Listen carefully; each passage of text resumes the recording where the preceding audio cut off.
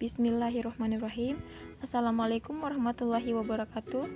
Kami dari kelompok 6 ingin mempresentasikan hasil diskusi kami, di mana ada Yudi Setiawan, Arlisa, Fadia Fianda Faisal, dan Resayanti Aziz. Adapun topik yang akan kami bahas kali ini adalah mengenai pemasaran langsung atau direct marketing. Pengertian direct marketing. Direct marketing atau pemasaran langsung adalah bagaimana Anda melahirkan suatu kontak langsung dengan pelanggan Anda dan pelanggan potensial Anda dalam melakukan kampanye iklan layanan atau produk. Seorang pakar pemasaran akan lebih mudah dalam mencapai tujuannya secara lebih spesifik dan mampu memberikan pesan pribadi dengan teknik direct marketing. Jika dilakukan secara tepat, maka direct marketing akan mampu menghasilkan nilai penjualan yang tinggi dengan nilai biaya yang cenderung rendah. Saat ini terdapat banyak sekali jenis direct marketing, mulai dari cara tradisional hingga cara modern dengan memanfaatkan internet. Salah satu contoh direct marketing adalah pemasaran yang dilakukan dari jarak jauh, email marketing, penjualan pribadi, memberi katalog secara langsung, dan lain-lain. Variabel keputusan direct marketing.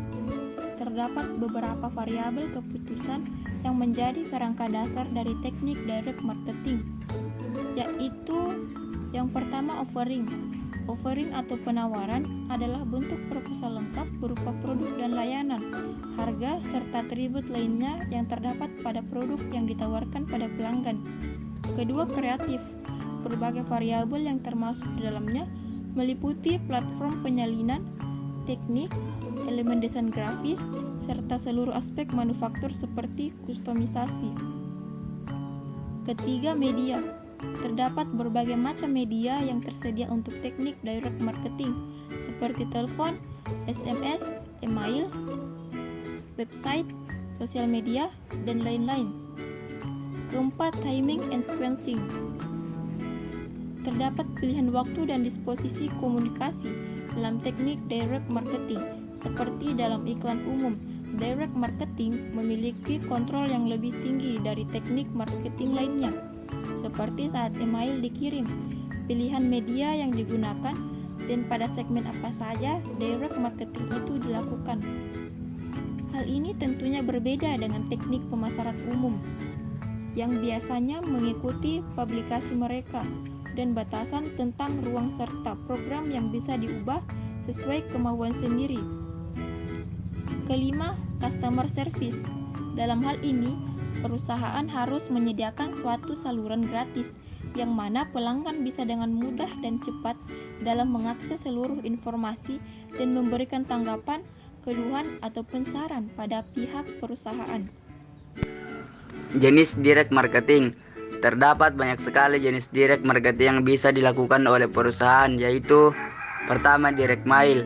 Direct mail merupakan suatu surat iklan bisnis atau produk dan layanan kami yang dikirimkan secara langsung pada target pelanggan pada suatu daerah. Beberapa bentuk surat langsung tersebut bisa berupa katalog produk, kartu pos produk, mailers, dan lain-lain. 2. Telemarketing. Dalam teknik marketing jarak jauh, maka calon pelanggan bisa dihubungi melalui telepon untuk menjual suatu layanan atau produk. Teknik ini cukup ampuh dalam menarik para pelanggan baru ke tingkat yang relatif lebih besar, dan metode ini sangat efektif untuk melacak kampanye iklan marketing secara langsung. Teknik telemarketing sangat efektif saat didukung oleh pelanggan potensial atau darah dari konsumen dengan profil yang lengkap. Yang ketiga, email marketing. Email marketing adalah cara yang sederhana, ekonomis, dan bisa diatur skalanya dalam menjangkau pelanggan adna. Email marketing bisa berupa buletin elektronik, email promosi, atau penawaran baru untuk pelanggan yang sebelumnya sudah pernah membeli, atau iklan yang kemungkinan muncul dalam email perusahaan. Yang keempat, SMS blasting. Dengan memanfaatkan SMS, maka pihak perusahaan bisa menjangkau pelanggan individu dan mampu mengirim pesan pada sekelompok konsumen dengan biaya yang cukup terjangkau. Anda bisa menggunakan layanan SMS untuk mengirim pemberitahuan penjualan pada pelanggan, memberikan tautan situs web Anda, atau memberikan pengingat pengiriman atau pesan pribadi. Yang kelima, sosial media marketing. Media sosial bisa Anda manfaatkan secara efektif sebagai alat marketing untuk perusahaan, karena sosial media memungkinkan Anda untuk bisa berinteraksi secara langsung dengan pelanggan dan untuk bertukar informasi yang sesuai terkait layanan atau produk. Platform media sosial juga akan memudahkan pelanggan untuk membagikan konten Anda dengan seluruh jaringan yang secara eksponensial mampu meningkatkan jangkauan brand Anda. Yang keenam, direct selling. Direct selling adalah cara yang sangat efektif dalam mendirikan bisnis yang lebih terjangkau dan fleksibel. Direct selling akan lebih mudah dipahami oleh calon pelanggan Anda. Cara yang bisa dilakukan adalah dengan mengunjungi rumah atau tempat kerja pelanggan secara langsung. Yang ketujuh, leaflet marketing. Leaflet marketing adalah salah satu cara metode direct marketing di mana selebaran akan dikirim kepada target pelanggan. Yang kedelapan, online marketing. Teknik direct marketing juga bisa dilakukan dengan memanfaatkan pemasaran online atau media online dengan menggunakan internet. Saat ini terdapat banyak petunjuk media online seperti marketplace, situs toko online pribadi, iklan online seperti Google ADS atau Facebook ADS dan lain-lain. Bahkan saat ini, hampir semua perusahaan memiliki situs website atau portal dalam menyajikan produk atau layanannya. Yang kesembilan itu TV home shopping. Teknik pemasaran dengan menggunakan media TV atau belanja di rumah memang cukup populer dalam beberapa dekade lalu. Banyak stasiun televisi yang melakukan penyiaran pada program komersial tersebut. Cara ini dinilai efektif karena selain jangkauan yang luas, sesi penjualan langsung juga akan lebih memungkinkan dan panggilan telepon juga kemungkinan akan lebih sering terjadi. Manfaat direct marketing. Pada dasarnya, tujuan utama dari direct marketing secara umum adalah demi memasarkan produk atau layanan untuk konsumen dengan biaya marketing yang lebih rendah. Teknik direct marketing adalah suatu bentuk kegiatan marketing yang dijalin secara langsung dengan target pelanggan, di mana kontak tersebut harus bersifat pribadi dan bisa memanfaatkan media-media tertentu. Namun yang terpenting adalah bagaimana Anda mampu memilih media dan cara yang efektif dan senyaman mungkin bagi Anda. Yang pertama, manfaat direct marketing bagi penjual. Direct marketing mempunyai tingkat fleksibilitas yang tinggi yang mana setiap pemasar mampu memilih cara yang paling tepat, waktu yang paling tepat, serta sarana yang paling tepat dalam menjangkau target pelanggannya. Direct marketing juga akan memberikan kesempatan pada setiap pemasar untuk memilih pilihan yang berbeda dan melakukan uji tes pasar dalam mendapatkan cara yang paling efektif. Setiap ahli marketing mampu membuat strategi marketing yang telah didesain khusus untuk mereka sendiri yang sangat sulit untuk ditiru, sehingga para calon pelanggan juga akan mendapatkan pengalaman yang berbeda. Kedua, manfaat direct marketing bagi konsumen. Setiap konsumen akan merasa nyaman dengan adanya teknik direct marketing ini, karena mereka mampu mengenali dan menemukan kelebihan serta kekurangan produk yang ditawarkan. Selain itu, para pelanggan juga akan merasa lebih nyaman karena mereka bisa membeli produk yang mereka inginkan langsung di rumahnya tanpa harus mencari-carinya di luar. Para pelanggan juga akan mendapatkan kebebasan dan kenyamanan dalam memilih banyak varian produk di dalam katalog produk. Para pelanggan juga memiliki kesempatan dalam mengetahui informasi seputar produk dari katalog, email, dan lain-lain, sehingga mereka akan mempertimbangkan kelebihan dan kekurangan produk tersebut. Faktor yang mempengaruhi direct marketing. Dalam penerapan strategi ini, ada 4 faktor yang mempengaruhi tingkat keberhasilan strategi ini untuk menarik pelanggan. Yang pertama, cara memasarkan. Jadi, pemasar harus dapat menentukan jenis pemasaran langsung mana yang akan mereka gunakan untuk menawarkan produknya. Apakah yang mereka akan gunakan dengan cara tatap muka, melalui email, atau cukup dengan telemarketing? Dengan penentuan cara memasarkan dapat meningkatkan tingkat keberhasilan penjualan produk. Yang kedua, pendeskripsian target pelanggan. Pemasar harus dapat menyeleksi jenis pelanggan mana yang akan membeli produk mereka. Kita harus mengetahui mengenai demografi pelanggan seperti usia, domisili, hingga mengetahui perilaku pembeliannya. Misalnya, kita akan menjual produk popok bayi. Tentunya kita harus memiliki data pelanggan yang membutuhkan popok bayi tersebut, seperti kita akan menjual kepada ibu muda yang baru melahirkan. Jangan sampai kita menjual kepada remaja yang masih sekolah. Yang ketiga, jenis produk. Semakin rumit suatu produk, akan semakin sulit juga untuk menjualnya. Walaupun ketika produk tersebut memiliki tingkat kerumitan yang tinggi, harga jual pun akan berbanding lurus dengan produk tersebut. Tetapi dengan menentukan cara pemasaran yang sesuai, kesulitan tersebut dapat kita antisipasi. Misalnya menjual mobil di mall atau showroom.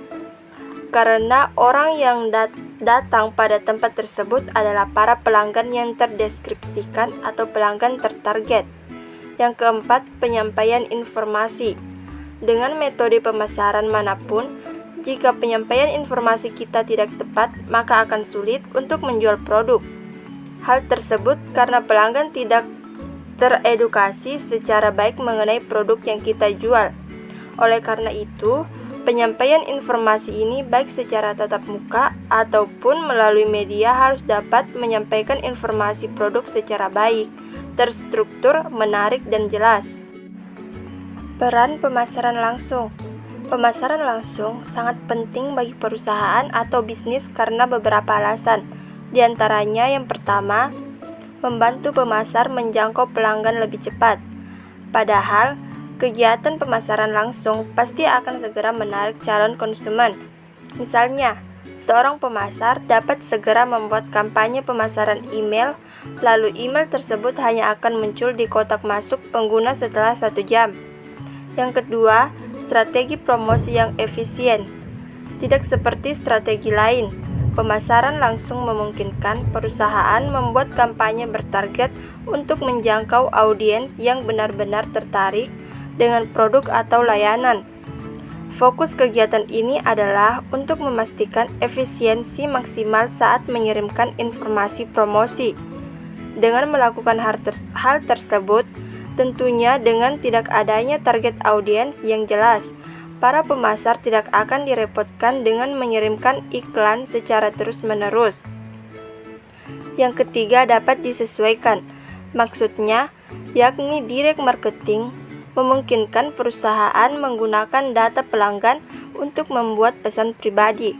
Misalnya, perusahaan dapat mengakses informasi berguna seperti usia, kisaran pendapatan, kebiasaan membaca dan browsing, dan lain-lain.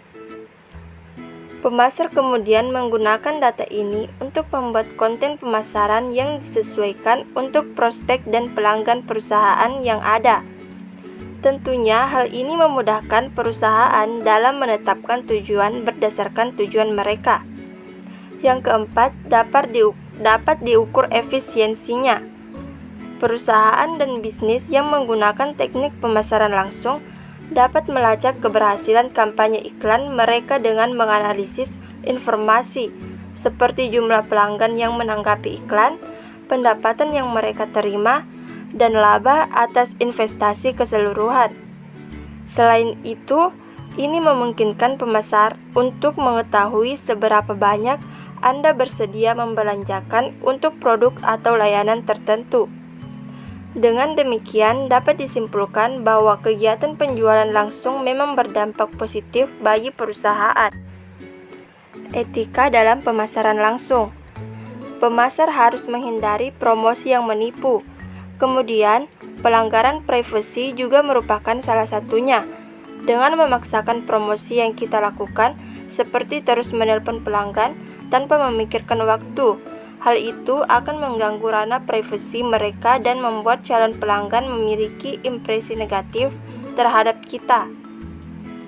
Saat promosi juga tidak boleh menggunakan informasi yang menyesatkan. Hal ini juga dapat memberikan efek negatif di benak konsumen. Promosi harus selalu fokus pada produk. Promosi iklan yang tidak mengikuti etika yang berlaku akan memiliki konsekuensi jangka panjang yang buruk untuk bisnis. Mungkin itu saja yang bisa dipaparkan oleh kelompok kami, kurang dan lebihnya mohon dimaafkan. Wassalamualaikum warahmatullahi wabarakatuh.